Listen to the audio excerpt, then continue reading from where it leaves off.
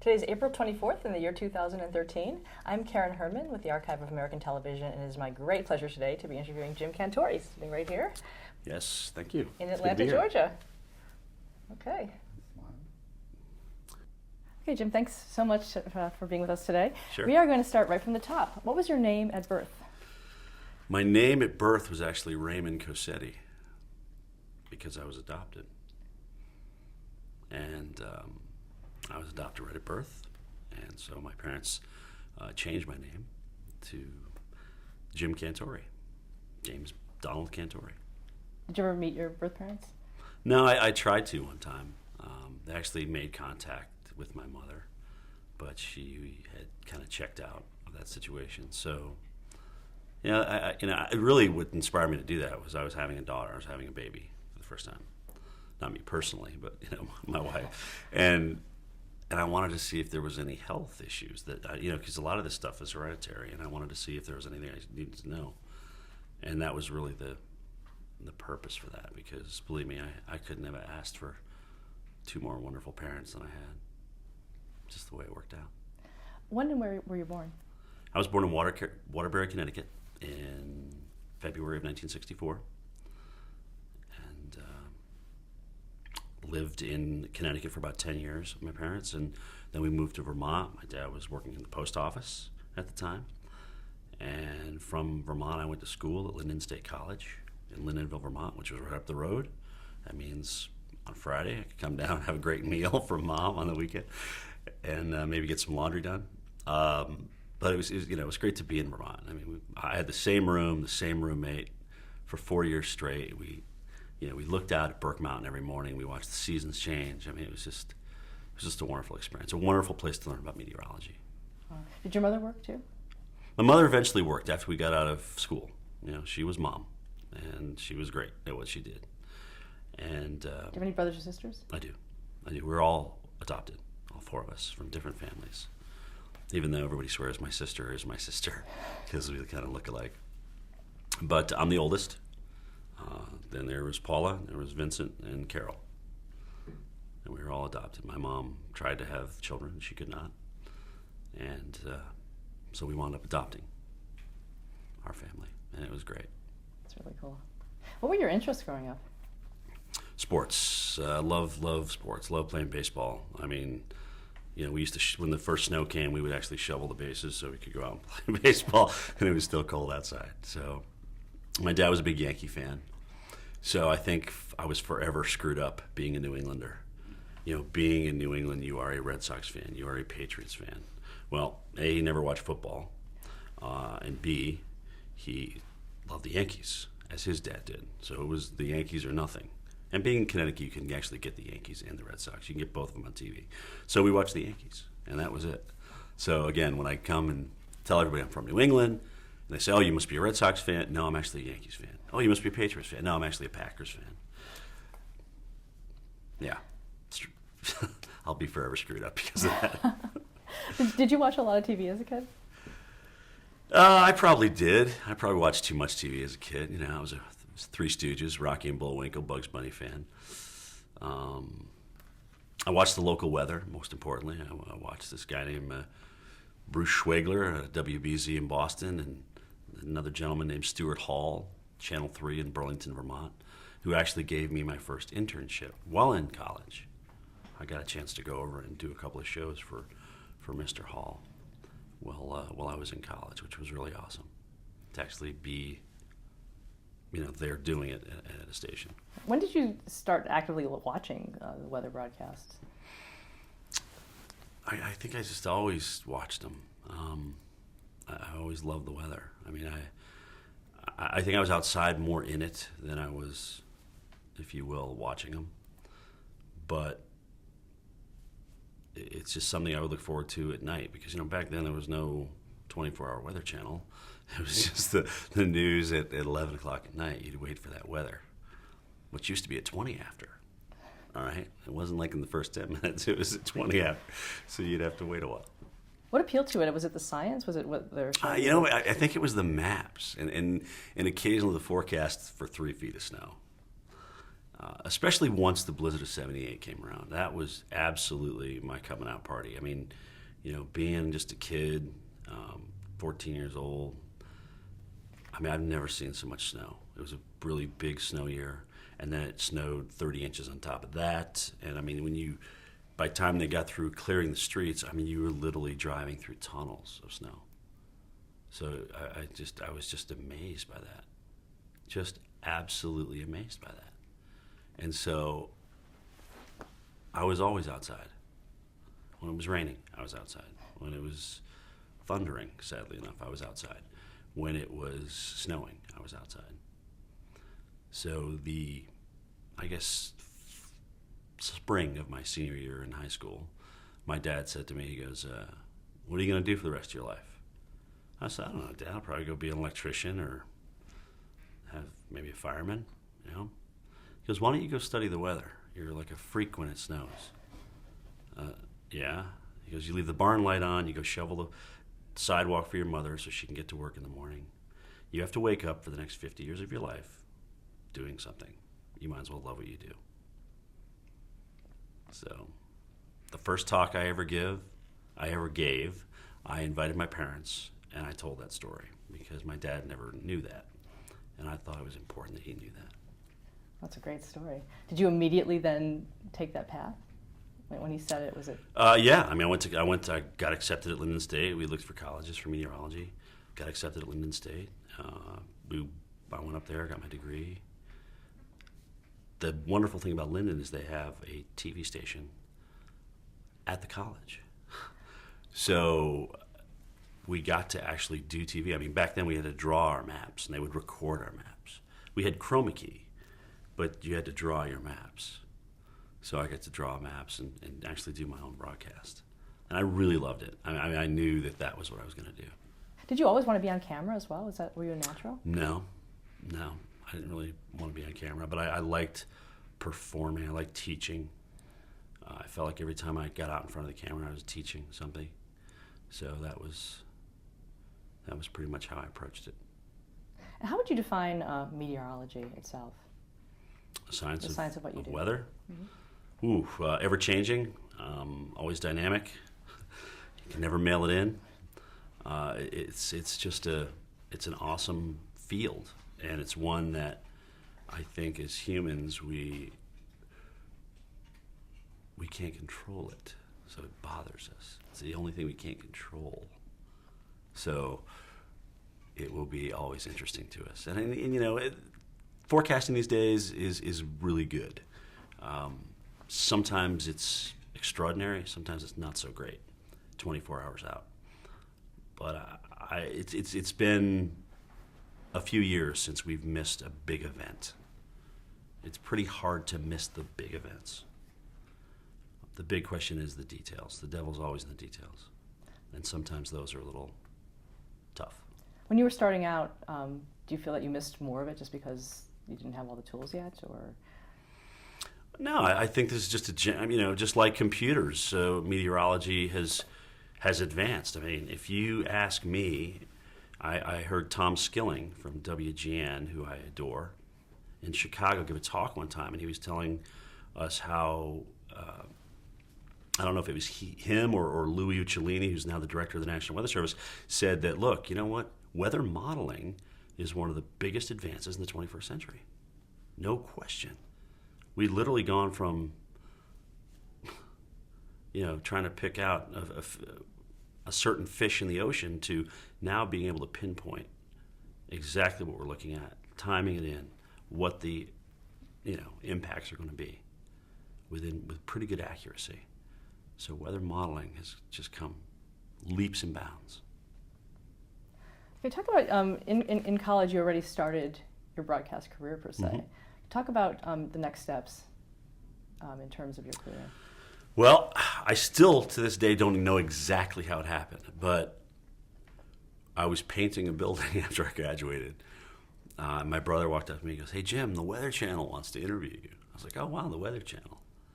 We just got them on cable. So I started watching Bruce and Bill and Mark and Kay. So it was I kind of developed relationships through watching these people with these weather personalities, and I enjoyed it. I enjoyed watching the Weather Channel. So anyway, now all of a sudden I'm going to interview down there. But they just call you randomly? Yeah. I think there was a study being done on national meteorologists. I don't know who conducted the study. I don't know who pushed it. I should probably ask this guy that actually hired me, because he's a part of it. But anyway, I think that they got a hold of my tape. They saw my tape with a bunch of people on there, and they said, "Well, who's this guy? You know, we're trying to hire some new influx." The Weather Channel was just coming out of the red. I mean, they almost pulled the plug on the Weather Channel back in 1984. So they were just getting back online. They were going to hire some new blood, I guess, and I was a part of that. They saw my tape. They brought me down for an interview, and the rest is history. I drove down in my non-air conditioned car in one of the worst heat waves in 1986. I thought I was going to die in Charlotte. I'm like, I was just like, this is. I mean, I thought I was going to pass out. I've never experienced that much heat, ever. I hated the heat. I couldn't wait to get out of Atlanta when I first. I would get out of the shower and I'd still be sweating. It was brutal. But after about 7 years, I've acclimated, and now I don't like the cold. Now, after 27 years, I don't like the cold. So, wow, talk about coming full circle. Did you try? Anyway, we just went from how did you get your job to my body temperature fluctuations. Okay, so you get down to the station for the interview. Yep. I get down there for the interview, and I met with this gentleman named Ray Ban, who was the director of meteorology at the time. And what was neat about the Weather Channel back in the day was if we were producing segments for weather, it was a meteorologist that did it. If you were the boss of weather people, it was a meteorologist that was the boss. I mean, everybody came from meteorological roots, if that makes sense. So that was cool. And we were just the little engine that could, really, for many, many years. Talk about the kind of the structure at the time. How big was it? Where was it located? The Weather Channel? You know what's interesting is it's located very close to where the one that exists now is, over in Vinings, 2600 Cumberland Parkway. And it was a couple little rooms, green walls, and cameras that you had to adjust on your own. And if you forgot to adjust those cameras after a tall person worked before you, you would walk out about this big. Okay, you'd be like a little midget walking out there. So you'd walk back over and say, "Oops, I got to adjust my camera." They'd watch you rise up on the air. So I mean, we held it together a little bit with sticks and glue and things like that. But it was a great time. It was a great time. We all shared the same passion for weather, getting the information out, saving lives. That's what we do. Talk about a typical week for you at that time when you first started. I was mornings. I was on in mornings. So, up at 2:30, got in, worked 5 to 6, then 7 to 8, then 9 to 10, then 11 to 12. So it was a long day. Then I would go home and I would literally pass out after having some lunch. And then I'd wake up, go to the gym, come home, have a little dinner, go to bed. Round and round she goes. Back in that day, for the first 4 years or so, I wasn't out in the field. I wasn't asked to go out in the field until, actually, about 6 years later, so 1992. Andrew was my first storm. And it wasn't the first landfall. It wasn't the Miami landfall. It was the second landfall in Louisiana. That's the one I did. Yeah, we'll get to that in a second, but I still want to stay no, that's fine. Your early years in terms of how did you actually put together your forecasts? Yeah, back in the day, there would be folks that would create the graphics, and they would store them in what we call a Quantel paint box. So those graphics would be put in there, and you'd know the series, let's say from 100 to 105, were the maps, the current map, the Northeast regional map, the central map, the western map, that kind of thing. So you'd know those numbers. So we'd essentially put a series of numbers together for the show, and then you'd have to save the show. And then you would recall it when you walked out on the air and you did your hour. You got off the hour, you stacked your show, and then you would recall it when you went in the studio. And hopefully everything you put in there was in there. What about what you were saying? Is it all ad-lib? Did you have notes, anything? It's all ad-lib. So, there's a lot of research done in that off hour as well. Looking at data, looking at, what other forecasters are thinking, looking at the models. And back then we didn't have a lot of models to look at. Now we have too many, in my opinion. But it's something that's just, like I said, it grown leaps and bounds over the years in terms of numerical weather prediction. You know, the radar that's come online. We've seen advances in radar in 1988. The Doppler radar was introduced. Satellites have gotten so much better resolution. There's one sitting up there now waiting to come online in 2015 called GOES-R, which will be, have incredible resolution. We'll be able to see fog at night. We'll be able to see smoke and vegetation and, measure climate issues as well. So really, really neat stuff. Wow. Now, when did you get assigned to the Weather Center? Was that right when you started, or? Yeah, I went right on the air. Sometimes you would work there and you would actually start as the graphics person, all right, and then you would practice being on the air. But the fact that they hired me to be on the air was pretty cool, and so I literally got thrown right into the fire, right out of the gate. What do you think they saw in you? I don't know, confident, full head of hair guy at the time, who just loved the weather, the passion. I think they saw the passion that I have for weather. I just love it. They saw the kid who was always told to come in out of the rain and the snow and never did and couldn't. They saw the kid who stayed up all night when it was supposed to snow. That's what they saw. Were you able to personalize it like that for your audience? I think the audience right from the gate could pretty much tell my tone on something. When it was a serious message, it was a serious tone. When it was a light moment, it was light. Weather doesn't have to be awful all the time, and you can have fun with it, and mistakes can happen. And one of the things I always do is, if a mistake happens, it's like, look, it happened. All right, let's just move on and do what we're doing, because I'm human too. And I think people like that. If you're like a deer in the headlights when your Quantel paint box freezes up and you can't get to the next frame that you stacked, you don't just go, you don't freak out. You just kind of talk about something. Well, for dinner last night, I don't know what would come out of my mouth, but it wasn't harmful. It wasn't like, oh my God, this guy's in big trouble, even though he was. Yeah, people forget it was live. Yeah, it's live. There was no delay.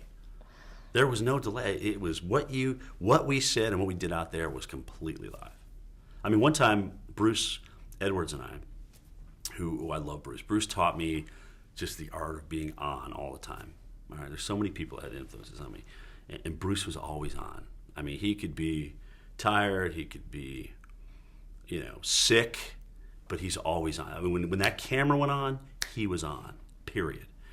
And so Bruce and I were doing a show together, and all of us, one of the old sets was the main desk, and then behind us glass, and then everybody doing their jobs behind us, kind of this meteorology center, weather center thing going on, which we still use today, as a matter of fact. But all of a sudden they decided to come over and wash the windows. So they're out there with squeeze sheets and they're washing the windows and doing it. And so Bruce and I come out, we turn around and say, we're getting a pretty good cleaning here. We just kind of went with it. It was just funny. It was just one of those moments. Did you ever have one where you're like, oh my God, I'm probably never coming back, anything like that? There was one time that I was doing a fire danger report. We used to talk about, when it was dry, especially in the West in October, winds kick up, Santa Ana winds, and you'd have high fire danger. In the spring and in the fall, you get high fire danger seasons. And we would do this thing called the fire danger report. And this guy that I was working with thought, you know what, I'm gonna have fun with Cantore. So he was lighting matches and throwing them at me while I was doing the fire danger report. And I didn't really know what to do. I was kind of young at the time, and I was nervous, and I was just kind of laughing on the air. Anyway, somebody from the board at the Weather Channel saw that, and they weren't very pleased with that. So that's when I was kind of scared. I thought they were going to let me go, even though I didn't do it. But they wound up letting the other guy go. So, again, you can have fun, but it's got to circle back around and be serious. And I was kind of over the line, throwing matches. Really, lighting matches and throwing them at me. Wow. So I think that was the time I thought, this may have been a little much. Did you ever have any interaction with the founders of the Weather Channel, John Coleman and Frank Batten? Not John, but Frank Batten I met. His son, Frank Batten Jr. I also met. Wonderful, just wonderful people. Just really great businessmen, and very smart businessmen. And they expected the best out of you, but they also gave to their employees. They weren't afraid to go the extra mile for you, or send you a card if you had a baby, or I thought that was they at the time my wife actually worked for the Weather Channel. She was in sales, and she would sell the Weather Channel to cable companies. Now we're in 100 million homes. At the time that I went there, we were in 26 million. So there was a lot of selling that went on during that time. Anyway, the point is that that these guys were always involved. And it's interesting. I think our current CEO, David Kenny, is reminding me a lot of Frank Batten in the way that he's involved. I mean, he has come out on live shots with us. He has watched and sent me notes and say, "Hey, Cantore, that was really good," or "Hey, do this next time when you're talking to these people." But he's very involved. He's very hands-on, and I really love that about the Battens back then and now Kenny today. Were there a lot of rules of what you could and couldn't do on the air? Well, just obvious, obvious things that go with all TV jobs. You have to be professional, period. And that's pretty much what we stuck with. But, what's interesting is how, that's an interesting question, because there's been kind of an evolution at the Weather Channel to no personality. Well, show a little personality. Well, that's too much personality. Well, show a little bit more. It's been this kind of sinusoidal wave as to how much personality we can actually show. And it's interesting how I've kind of ridden that over the years. Because I got to a point, I'm like, look, I said, people like me for what I show them and what I tell them. They've always liked that. Why? That's working for me. Why would I want to change that?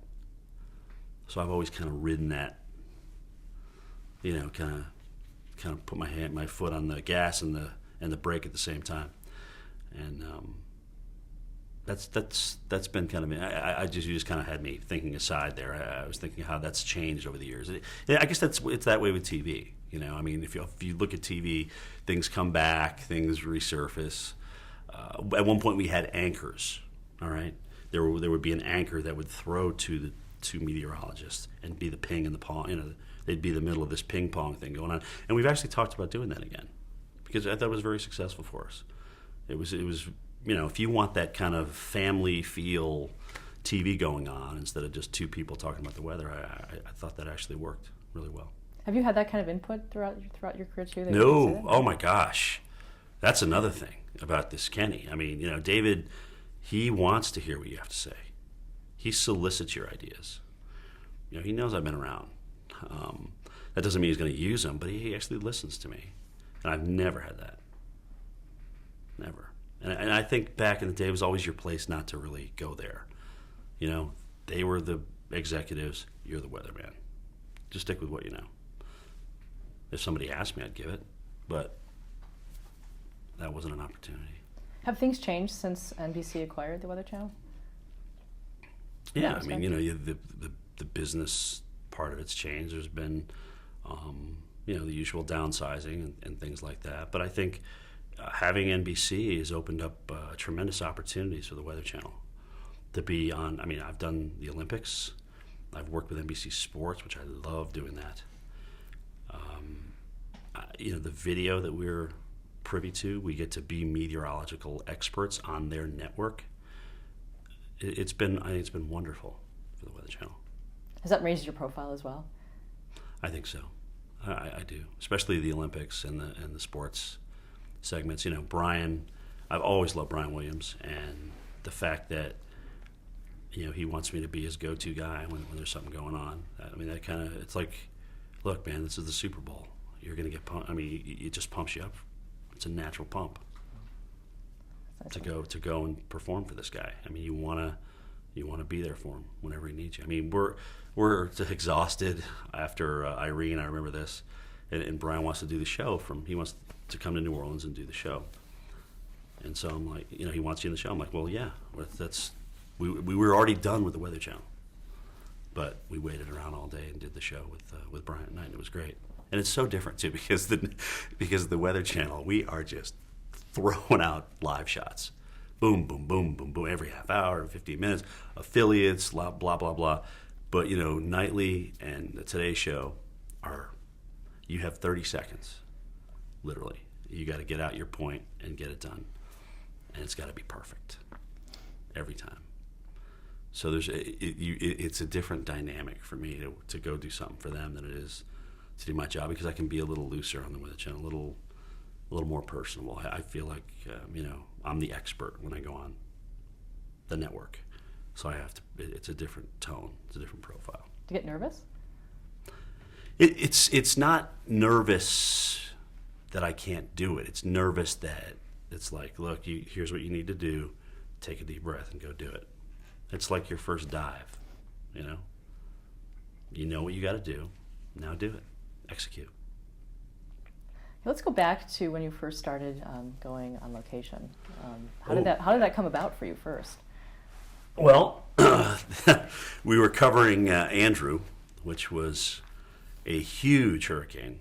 I got to tell you a story about that. This is when I knew people were listening to me. One day before Andrew, about 6 or 7 days before Andrew, we were doing the tropical update, which we always did at 50 past the hour. And, I'm looking at all this stuff and looking at the forecast. Back then, it was only 3 days out. They didn't go 5 days out back then. So I took it upon myself to extend out the 3-day forecast. And I said, if this thing keeps going, everybody from the Outer Banks of North Carolina to South Florida needs to be preparing for a landfall next week. So I get off the air, and the gentleman who used to call up radars, his name was Wendell Pickens, he says, Cantore, Bob Sheets is on the phone. And I'm like, yeah, right, Bob Sheets, the director of the Hurricane Center, wants to talk to me. Are you kidding me? No, it's Bob. So I'm like, hi, this is Jim Cantore. Jim, this is Bob Sheets from the Weather from the National Hurricane Center. Did you just extend out the 3-day forecast for Andrew? I said, yeah. I just said if it keeps going west, it's going to impact the southeast United States. He goes, don't ever do that again. You just had everybody from the Outer Banks of North Carolina to South Florida. Every emergency manager just called my office and wants to know about this. I'm like, Bob, I'm sorry. I didn't mean to cause you. And I said, I just was saying merely if it kept going west. He goes, well, you don't know that. We don't know that yet. Anyway, he was really upset, to say the least. But I knew then. And first of all, in retrospect, it worked out because it came in a lot earlier than they thought it was going to come in us as well. But in retrospect, I just thought, wow, you know what? What you say is really, people are listening to what you say out there. So that was when I really knew. Did Bob Sheets ever call you back and say, wow? No, it's fine. I saw him at a hurricane conference. I said, I got to talk to this guy. I've never met him. But yet he chewed me out on the phone. So I have to talk to this guy. So I went, it was actually in the Bahamas. So I walked up and I said, Bob, I got to talk to you about that time that you called me about Andrew. And he goes, what time? I said, the time that you called me when I extended out the 3-day forecast about Andrew. He goes, I never called you about that. I know he did, first of all, because he talked to John Hope, who was our weather expert, hurricane expert, later on that day, and he told him about that incident. So I don't know if he was just like, all right, I'm glad he called. I'm glad, it actually worked out that we alerted people as well as we did. Anyway, I talked to him about it. He's fine with me. We're buddies. Who can't be buddies in the Bahamas, right? Let's get real. Okay, so we were talking about how you ended up on location on camera. Yeah, so here I am covering Andrew. I'm doing the landfall at the desk. We would actually have like a desk person who would show the map, show the information, then bring in the person in the field. It's kind of an anchor, if you will. So after, and this was Dennis Smith who was down there. He's actually the only guy at the Weather Channel who's ever been in a Cat 5. So there's a little tidbit for you. And actually the eye wall of a Cat 5. They said, Jim, you know what? Dennis is down there. We've exhausted our resources. Do you want to go out and cover the second landfall of Andrew. And I was like, yeah, I do. I was like, wow, for the first time, we're showing map after map after map, 25 minutes every hour for 4 hours. I actually get a chance to go out and be in this stuff. So Andrew was it, the second landfall. Then we went to Baton Rouge, and we stayed in a hotel that had air conditioner units in the window. Storm comes in, stalls over the bayou. We go to bed. It's about midnight now. We finished our coverage. And I would say at about 3:30 in the morning, my air conditioner literally blew into the floor of my room. The entire unit. It came, just went, and I obviously sat up out of bed, and I'm looking out this window, 16 floors up, of, it was a hole. The window was there. Now there's the air conditioner. Window, air conditioner. And I look out, and there's transformers blowing everywhere. I mean, there's power surges going, and it was like the 4th of July out there. So I wake up my producer. I'm like, we got to go live. This thing's coming in. So I woke up everybody, and we went live at like 4 a.m. We were on the air. It was awesome. I mean, and the wind and the rain and everything, and granted the storm had weakened, and it wasn't a huge impact for Louisiana, certainly as it was for South Florida. It was my first storm, and I'll never forget it. How did you know what to do for Hurricane Andrew, for your first one? I mean, well, I knew I wasn't going to go anywhere near that window. That's for sure. You don't really. You're just out there telling the story. You're just out there taking people through it, and you just kind of. I mean, weather. You don't have to hype weather. This is kind of the way I've approached things over the years. Weather really speaks for itself. If it's a sunny day, it's a sunny day. And that can be beautiful, and that can be awesome. But if it's a powerful, dangerous day, your tone has to change, the whole message has to be much more clear to people, because it's going to impact them potentially in a negative way. But you don't have to sell it. It really, it speaks for itself, especially when you're out in the field. It's much easier to sell what's going on behind you. Look, the roof of that building just tore off, all right? That's the win. We were in Louisiana covering Gustav. We were down in Houma, Louisiana. And the police station that we stayed, or were next to, we stayed at the church. Police station next to us, they parked all their cars into the church parking lot. And the roof is starting to come off. So there's pieces of roof. And so I go look at the radar. See, now we got data, which is awesome. That was the big difference when I first started and how we do it now. And I'm like, guys, the eye wall hasn't even gotten here yet. You better move those police cars. We're going to lose that roof. And sure enough, some moved them, some didn't. And that roof came peeling right off there. Everything. And we were sleeping down below, so all our stuff was like soaked and it had just wet. Oh gosh, I don't even. What is it? Insulation. It was just awful. So anyway, I just threw it in the trash. Well, talk a little bit about the logistics of going to a location. You know sort of in advance? Well, the good news is I get to pick and choose a little bit about that, because I've been out there and they know I want to be in the teeth of it. I think people expect me to be in the worst of it. So, Ike was a good example. They wanted me to stay in Freeport. I said, no, I'm going to Galveston. I'm going north to Galveston. Even if it isn't going to, be the worst impacts, it's a historic place. 1900, we lost at least 8,000 people. The worst natural disaster. All right? That's where I want to be. Going through that hurricane on the wall with those people. So anyway, it actually came in there. But that was a hell of a ride. No question that seawall saved Galveston. Again.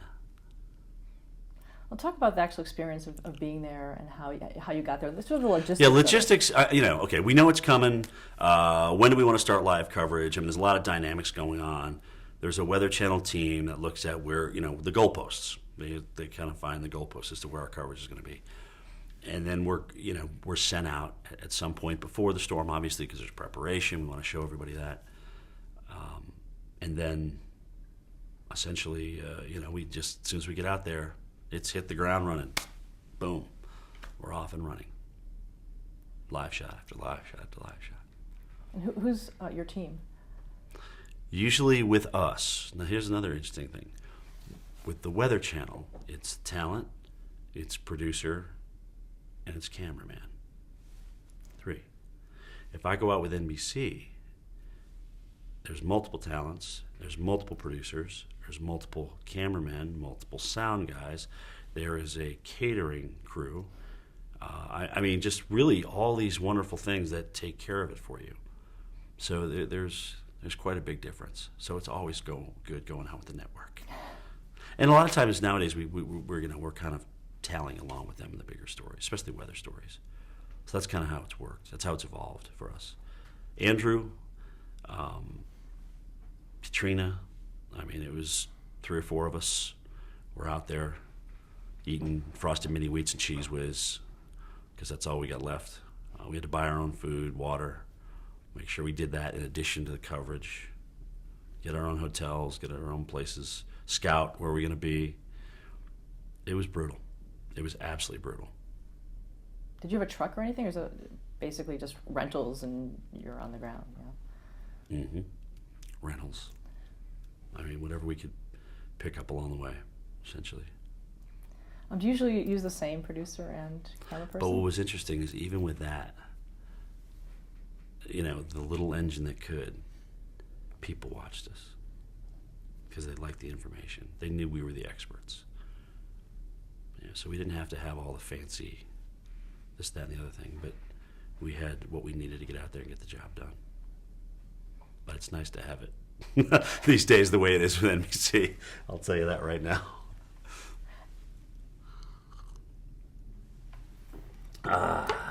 Let's using maybe Katrina as an example. Talk about how did you decide where to be? When is the danger factor too great to be where you are, and who makes that decision?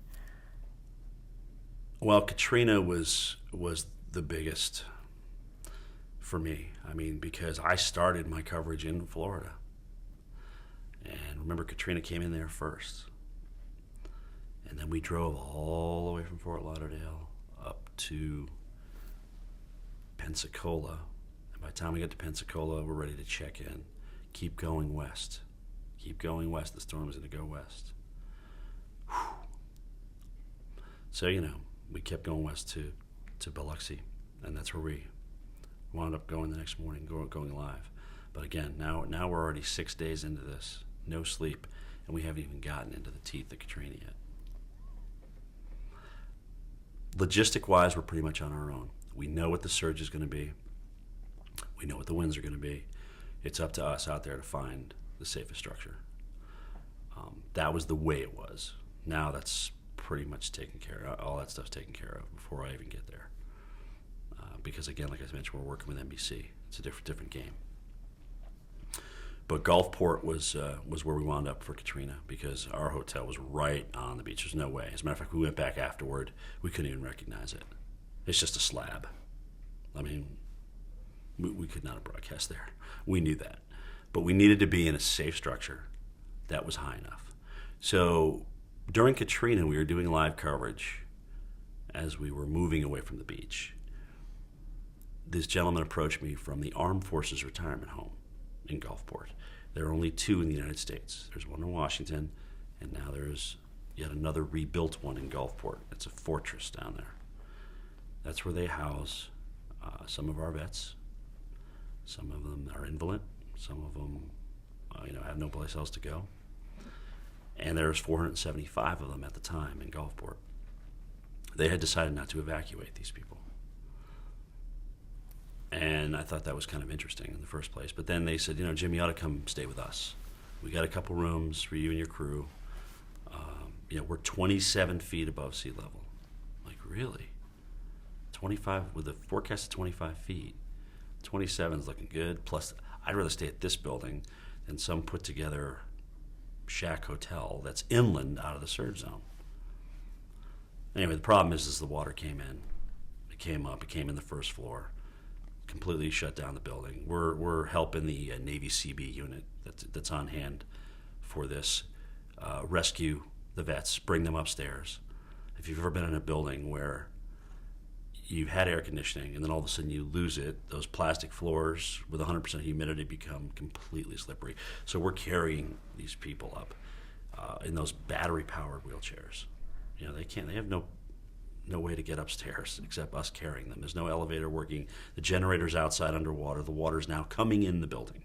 So we're getting everybody in. All the medical supplies, all the food is on the first floor. So it was a mad rush to get all that stuff up to the second floor. And that was a horrible experience. Horrible. I was afraid for my crew. I was afraid for the vets. I said, dude, you're going to swim, you're going to walk out of there. But everybody else doesn't really realize what's going on. And I remember telling them the night before, I said, guys, I want to have a meeting with you. Here's the deal. You're going to see stuff that you've never seen before. There's going to be trees floating around out there, outside the window. There's going to be cars bobbing around in the water like little rubber duckies. Waves are probably going to be bashing up pretty close to us here, and the wind's just going to howl through this building. It's going to make an awful sound. So I need you to get that picture in your mind, because I know meteorologically what's happening. So I was never really scared because I knew all that. I know what happens with a hurricane.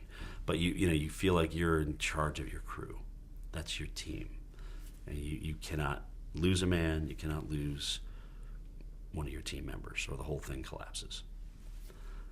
Anyway, so not only do we have that going on, but we also have the flooding now, because unfortunately the building was not at 27 feet, because I went back and checked the engineering specs, it was at 20. So I really don't know why I was not told the right information. Maybe it was because, if Jim's there, maybe we really didn't have to move them. Because we could always go back and say, well, the Weather Channel broadcast from here. You follow me? Yeah. Anyway, I don't know. It's all speculation. Either way, nobody died. Nobody died. Nobody was seriously injured. We lost our trucks and our vehicles and our gear because we were so exhausted after just getting there the night before. We left in the cars because we were told we're at 27 feet. And for some reason, the guys didn't unpack their gear. They didn't bring it inside for whatever reason. But we had gotten room, like they told us, we had gotten rooms. We had a place to stay. So we waited for relief. There was a crew in Fort Walton Beach that came west, provided us with a satellite truck, and we started our coverage late the next day afternoon. Okay, so the footage from Gulfport. The footage that we saw of the building and clearing it out, that was the aftermath as opposed to... Yeah. I mean, the building stayed, but unfortunately, you cannot put the kind of chemicals and whatever else in that building and not, the mold afterward, because there was no power for Gulfport for weeks. So mold went crazy. And so the building was condemned. How long were you down there for Katrina? I think it was 15 days. 15 days. It was hard to leave. It was really hard to leave. I went through this with these people. I've never seen anything like it. I mean, casinos in the middle of roads, huge sea lions dead in the middle of the road. The smell of death. I've never been through anything like that in my life, but I went through it with them, and it was just really hard to leave for some reason. After about 7 or 8 days of not sleeping, you really don't need to anymore. Your body actually finds a way to make it acceptable where you can nap for 4 hours and get up and just crank it out again. Being a little younger at the time, I'm sure it didn't hurt, but I'll never forget that. It was like I could just keep going without any sleep because there was just a mess. There was a message I had to get out. I had to get help for these people because everybody was focused on New Orleans. And yet Gulfport, Mississippi, and the whole Mississippi coast was the side of the storm that provided the worst storm surge and the worst damage. New Orleans was a man-made disaster. Mississippi was Katrina's disaster. That makes sense. That was the right front part of the storm that brings in the water, that brings in the wind. That's where it was the worst. What do you think your contribution was in terms of getting aid and showing the world what was happening there? I don't know. I mean, I was very emotional. I was upset on the air. I said, we got to get help for these people down here. This is day 2, day 3, when there's nothing here. There's nobody here. What the heck's going on? I mean, this is the hurricane side of the storm. And look around me. That's a casino in the middle of the road. That casino used to be floating out there. Look, these are these Dole pineapple trucks. They've been pushed back a mile from the beach. I think logistically, the Katrina was a nightmare for us from the top down. Nobody imagined that kind of destruction, even though they were told about it. And did you see it? I mean, based on the meteorology of it, did you see it really coming and being as horrible as it became? When I woke up Sunday morning, I turned on my computer and I saw a satellite picture. It was a Cat 5. Katrina was a Cat 5 at that time. And I saw this monster out there, and I'm telling you, the feeling that came over me, I just knew people were going to die. There was no doubt in my mind. This is something I've never seen before. It is a worst case scenario. No question about it. It is the weekend. There are people filled in these casinos. No one's really focusing on it. So I went out there right out of the gate, and I said, we have got to evacuate. And so I said, and then after a couple shots, I'm like, all right, what else can you do? You can't just tell everybody we have to evacuate. Start pointing to things. Start saying what's not going to be there after the storm. So we were right next to the Treasure Bay Casino, which was the floating pirate ship. And I said, that is not going to be, that is going to experience major destruction when this storm comes in. I mean, we're talking 25 feet of water on top of where I'm standing right now. And of course, you look behind me, the sea's calm. There's a little trickle coming in, a little wave, a little 3-inch wave. Little did you know what was building in the next 24 hours. Anyway, so the mayor heard me say that, and he came down. He goes, Cantore, you're really scaring me here. I said, Mr. Mayor, with all due respect, you need to get these people out of here. It's going to be a disaster, an absolute disaster. And he goes, yeah, we're talking to the weather service about an evacuation order. We're talking to the emergency managers. Anyway, so I said, would you mind interviewing it with us? Would you mind talking to us? And he did. And he was scared. I scared him. I know I did. But that was a good thing. Do you think that ultimately led to? I don't know. We were already, I mean, we needed to start the evacuation, I think, a little bit earlier. I mean, I understand it's Mississippi, it's the economy. The whole economy comes right into those casinos, or a good chunk of it. So I know it's hard to shut down a day of business. So he's probably juggling both ends of that. It's going to be fine today. When's the weather going downhill? But I think at that point, if I did anything, I got him to grasp what would potentially become the outcome of Katrina, and that's tremendous destruction. Were you in touch with home base at the Weather Channel in terms of how alarmist you could be? No, that's mine. Has it always been? Yeah. I pretty much call my own shots. I certainly converse about the weather with other people. There's a lot of people I respect at the Weather Channel that have been there for years. And, I talk to them. I say, what do you think? Because sometimes I just need a little extra push one way or the other. And, what gentleman named Stu Ostro, I respect greatly in his opinion. And so I will oftentimes get my final feeling from Stu and therefore set my tone for my broadcast. Let's talk about a few other major weather events. The Joplin tornado. That was different because I wasn't in it initially. I was sent there the day after, and I remember being at my favorite watering hole, having dinner with my girlfriend, and I start seeing these texts come in. Cantore, you see in Joplin? You see what happened in Joplin? I'm like, no, I was completely oblivious to it. It wasn't one of those slam dunk days like April 27th, 2011, where we knew Alabama was going to be assaulted. All right, this was a storm that developed and basically took on its own monster characteristics, and really was the strongest storm of 2011. Anyway, the first thing I remember is it was pouring rain. It poured and poured and poured. So getting out and doing coverage was actually dangerous. I mean, there was lightning all around. 2 officers got struck by lightning and died because of that.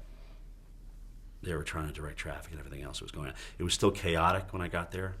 The first thing I remember is running into our crew, Bettis and Jenkins and all those guys that were out there, and they were just numb. They had been chasing for the last few weeks. They were exhausted. They were supposed to leave that day. They decided to chase. They were literally within 10 minutes from this tornado. They came upon it. They came upon the same kind of stuff. I saw that look. I remembered that look. That first look of I just smelled death. I saw death. I know that look. And just the horror that comes with chaos. People scrambling, wondering what happened to their families, what happened to everything they owned that was literally destroyed just like that. And that's the difference between hurricane and tornado. Hurricane, you got a little idea of what's coming at you. You choose to leave.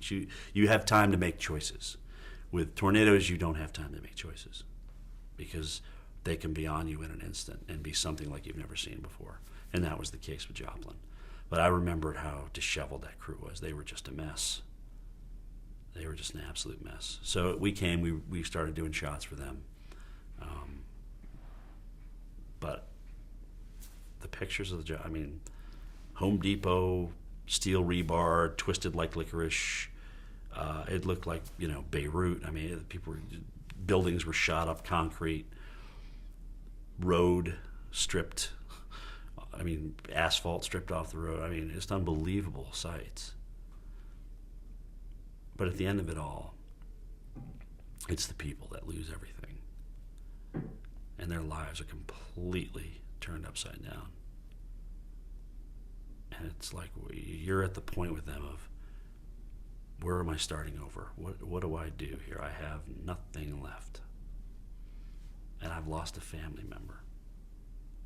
I remember this gentleman the following day after the Alabama tornadoes. We were doing a broadcast. And all he wanted was his American flag from his dad.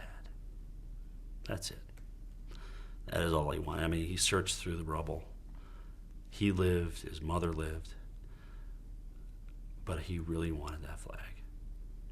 And he was just I'm just watching him for hours over there. And I walked over. I said, "Sir, what are you looking for?" And he said, I just want to find my flag, my dad's flag. He was in the service, and it meant a lot to me that he gave me that flag. Anyway, so we never found it. But the good news is the Army Corps was there, and I walked up to the Army Corps sergeant, and I said, "Is there anything we can do for this guy?" And she had come over, and she goes, "Yes, we can present you with a new flag in your father's name." And I know it's not his dad's flag, but maybe a little closure on that for him.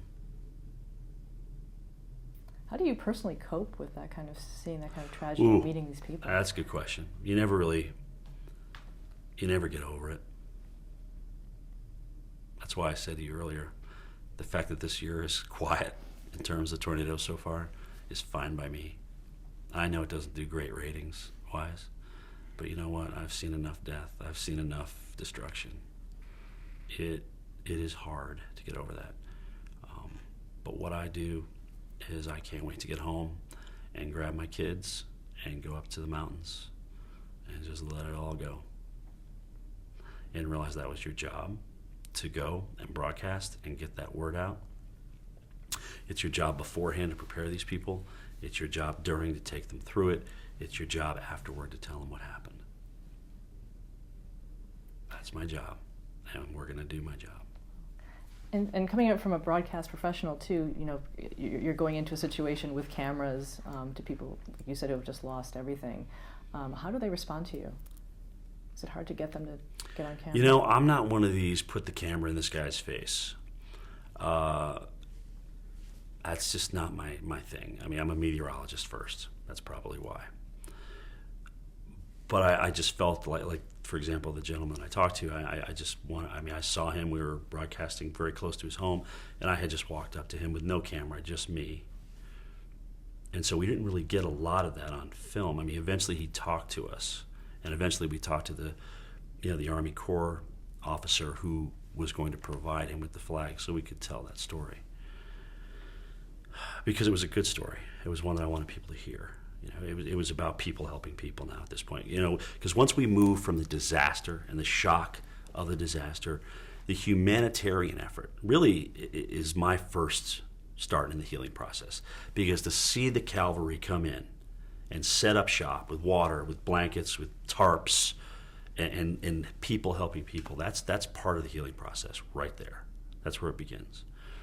And the next part is to go home and let the whole thing, rewind it, play it again, and let it go. But it's the humanitarian effort, especially after Katrina, has just been remarkable in this country. There isn't any country that comes to the aid of its people like the United States. Nobody. When do you know that it's time to go home?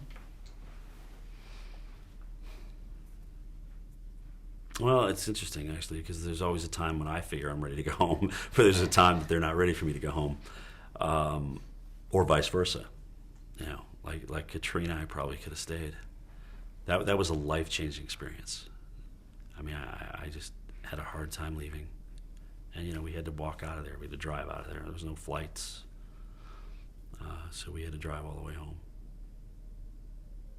But you know when it's time to leave when they tell you it's time to leave.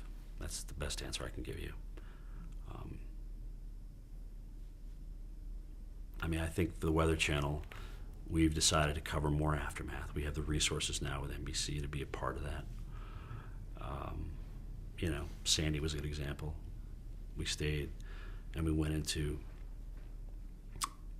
New Jersey, and we went into these areas that were hard hit. We saw the gas lines. We saw the people without power, the cold air that was moving in behind it. A week later, we had a snowstorm, for goodness sake. So we went right back, as there was new power loss now with a snowstorm. So, Sandy had long legs, and I think we needed to be there for it because there was actually post-storm weather that was impacting the recovery. And what about before it, in terms of when you were forecasting it? Did you know it was going to be as bad as it was? Oh my gosh! As soon as I saw the forecast for surge higher than Irene, I'm like, this is a disaster, and we have no hurricane warnings up. So that was the big thing last year, is going on the air and saying, I'm literally ticked off that we don't have hurricane warnings. That is our best use of verbiage and warning that we have out there to let people know that something bad is coming here. And no, it may not be the same meteorological characteristic as Irene, but for God's sake, it's going to be worse. It's 3 times the size. Wind over water still pushes water. It still creates storm surge. So anyway, there's a lot of things that have happened since then. The Hurricane Center, for example, has now adopted policy where if a storm is not going to be fully tropical when it makes landfall, they can still leave the hurricane warnings up. That's good. Yeah, it's great. There's a new product called a storm surge warning that's going to be put out hopefully as soon as 2015, experimentally this year and even next year. But what that's going to do is say, look, you may not get the hurricane force winds, but you're going to get the water. So you may see an example like Actually, the Jersey Shore. I think we need to stop there to change the tape. Oh, okay.